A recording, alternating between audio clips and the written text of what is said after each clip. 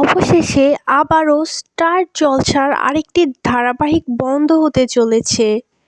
ধারাবাহিকটি প্রথম দিক থেকেই টিআরপিতে পিছিয়ে ছিল। শুরুর মাত্র 4 মাসের মাথায় বন্ধ হতে চলল ধারাবাহিকটি। ধারাবাহিকটি হলো অমর সঙ্গী। দুপুর 3টার স্লটে চলছিল সিরিয়ালটি।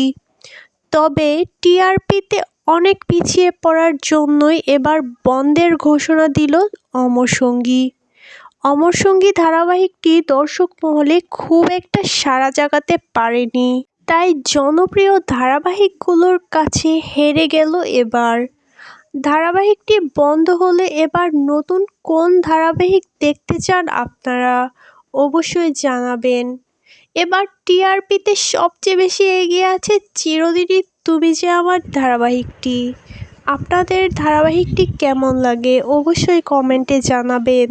ধন্যবাদ।